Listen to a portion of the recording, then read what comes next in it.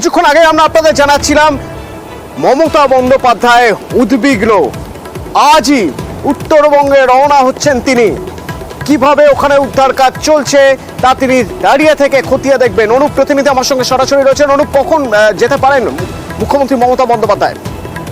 কিছুক্ষণের মধ্যে মুখ্যমন্ত্রী মমতা বন্দ্যোপাধ্যায় তিনি কিন্তু উত্তরবঙ্গের উদ্দেশ্যে রওনা দেবেন কলকাতা এয়ারপোর্ট থেকে, এমনটাই কিন্তু বিমানবন্দর কর্তৃপক্ষ খবর। তার কারণ বিমানবন্দরে ইতিমধ্যেই সমস্ত পুলিশ থেকে শুরু করে সিকিউরিটি অ্যালার্ট করা হয়েছে। তার কারণ উত্তরবঙ্গে যে দুর্ঘটনা ঘটে কাঞ্চনজঙ্ঘা, মূলত সেই খবর নিয়ে কিন্তু সকাল থেকে মুখ্যমন্ত্রী উদ্বিগ্ন ছিল এবং সেখান থেকে এসপি থেকে শুরু করে ডিএম সবাইকে নির্দেশ দিয়েছিলেন যাতে সরাসরি ঘটনাস্থলে তারা পৌঁছে ও উদ্ধার কাজে সমস্ত রকম সাহায্য করে। এবং তিনিও যেমন গোটা বিষয়ে তদারকি করছিলেন, তার পাশাপাশি এই মুহূর্তে খবর তার বাড়ি কালীঘাটের বাড়ি থেকে কিছুক্ষণের মধ্যে তিনি রওনা দেবেন এবং সরাসরি বিমানবন্দরে আসবেন। এখান থেকে স্পেশাল ফ্লাইটে উত্তরবঙ্গের উদ্দেশ্যে কিন্তু রওনা দেবেন মমতা বন্দ্যোপাধ্যায়। তার কারণ যে রেল দুর্ঘটনা হয়েছে হাতাহাতি বা ভিতর যে খবর পাওয়া যাচ্ছে সেই নিয়ে কিন্তু সকাল থেকে তিনি উদ্বিগ্ন ছিল এবং সেখান থেকে সমস্ত রকম তদারকি করছিলেন। কিন্তু শেষমেশ তিনি সিদ্ধান্ত নিয়েছেন, এমনটাই সূত্র জানতে পারা যাচ্ছে, কলকাতা বিমান থেকে সরাসরি উত্তরবঙ্গের উদ্দেশ্যে রওনা দেবেন এবং সরাসরি সেখানে যেখানে উদ্ধার কাজ করা হচ্ছে বা দুর্ঘটনা ঘটেছে সেখানে গিয়ে তিনি পৌঁছবেন বলে এমনটাও কিন্তু সূত্র জানতে পারা যাচ্ছে।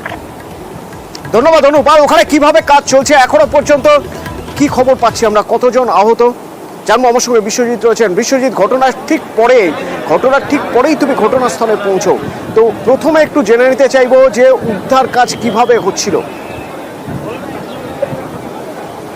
ফাঁসিদেওয়া থানার পুলিশ তারা ঘটনাস্থলে পৌঁছায়, সঙ্গে এখানকার যারা স্থানীয় বাসিন্দা তারা উদ্ধার কাজে পরে মূলত বেশ কিছু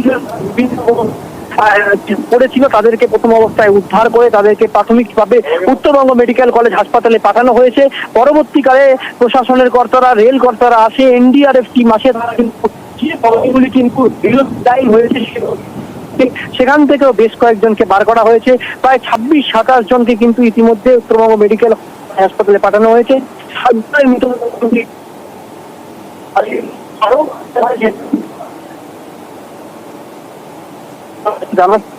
এইভাবে ঘটনা হয়ে ওঠে এবং তারপরে বাড়ি থেকে ছুটে এসছে এই উদ্ধার কাজ শুরু করে। ঘটনাস্থলে যেমন শিলিগুড়ি পুলিশ, দার্জিলিং এর পুলিশ সুপার সহ প্রশাসনের একাধিক আধিকারিকরা ঘটনা রয়েছে, রেল রয়েছেন, তারাও কিন্তু চেষ্টা করছেন যে এই যে যেই বগিটি বেলাইন হয়েছে সেই বগিটিকে কিন্তু কেটে বাদ দিয়ে বাকি যে যাত্রীগুলো তাদেরকে কিন্তু সঠিকভাবে তৈরি করতে। পাশাপাশি মেডিকেল টিম ঘটনাস্থলে রয়েছে, প্রাথমিকভাবে যারা আহত হয়েছেন তাদেরকে চিকিৎসা করার জন্য ঘটনাস্থলে রয়েছে, অ্যাম্বুলেন্স রাখা হয়েছে। তুমি যেটা জানতে পারছো যে যেভাবে এই দুর্ঘটনা স্মৃতি ফিরিয়ে দিচ্ছে সেই করমণ্ডল এক্সপ্রেসের একই লাইনে দুটি ট্রেন কিভাবে আসতে পারে এই প্রশ্ন কিন্তু স্থানীয় বাসিন্দারাও তুলছেন, তেমনি রেল যাত্রীরাও তুলছেন। গোটা ঘটনায় কিন্তু রেলের কর্তৃপক্ষের কিন্তু গাফিলতি রয়েছে এই প্রশ্ন কিন্তু রেল যাত্রীদের একটু স্পষ্টভাবে জেনে নিই। তা হলো দুটো কামরা দুপাশে পড়ে রয়েছে, একটা উঠে আছে একেবারে মালগাড়ির ইঞ্জিনের মাথায়। এই তিনটে কামরার ভিতরতে আর কেউ নেই তো? এই তিনটে কামরা থেকে সবাইকে বার করা সম্ভব হয়েছে? মিনিট 10 আগে কিন্তু একজন যাত্রী ভেতর অবস্থায় আটকা ছিলেন, তাকে কিন্তু সশরীরে বের করেছে এনডিআরএফ। আর যেহেতু প্রচুর যে মালগাড়ি যেটি কিন্তু উপরে রয়েছে সেখানে কেউ নেই এবং যে দুমড়ে মুচড়ে গিয়েছে তার ভেতরে কেউ রয়েছে কিনা সেই চেষ্টাও কিন্তু এনডিআরএফ এর টিম রয়েছে এবং আরো একজনকে কিন্তু ইতিমধ্যে বের করা হলো এবং তাকেও কিন্তু মেডিকেল কলেজে পাঠানো হচ্ছে এবং রেল পুলিশ কর্তারাও তারাও কিন্তু ঘটনাস্থলে রয়েছেন। মূলত এক কথায় বলা চলে যে যুদ্ধকালীন তৎপরতায় কাজ চলছে। তবে তুমি জানো যে উত্তরে যে বৃষ্টি অর্থাৎ ভারী বৃষ্টি পূর্বাভাস তা কিন্তু কিছুটা হলেও এই বিপদকে বাড়াবে। এই যুদ্ধকালীন পথ উদ্ধার কাজকে কিন্তু কিছুটা হলেও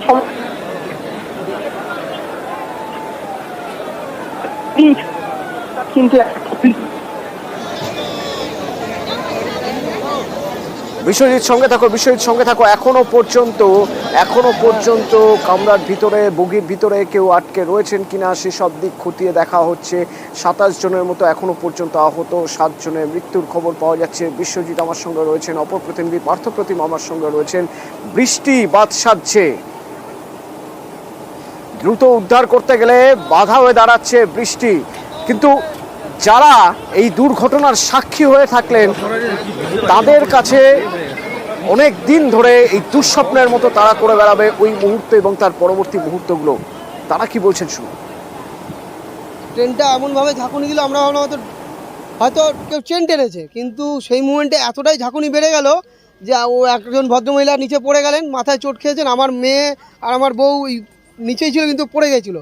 আমি মিডিলে ছিলাম, মিডিল বাস থেকে আমাকে নিচে পড়ে গেছি ধাক্কায়। তখন আমরা কোনো রকম ভেবেছিলাম যে হয়তো কেউ চেন টেনেছে, কিন্তু আদৌ সেটা আমরা বুঝতে পারিনি। তারপর আমরা যখন বেরিয়ে এসে গেটটা খুলেছি তখন দেখি যে অলরেডি পিছনে 3টে কামরা উপরে উঠে গিয়েছে, ছিন্ন বিচ্ছিন্ন হয়ে গিয়েছে।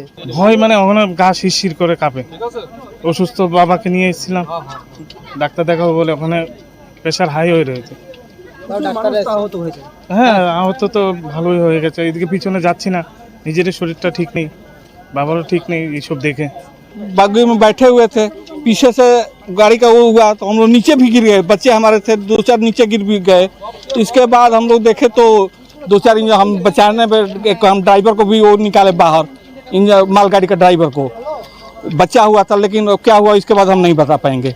लेकिन प्रशासन 2 घंटे के बाद आई, कोई नहीं है, रेलवे का कोई नहीं, स्टाफ कोई नहीं, 2 घंटे बाद आया।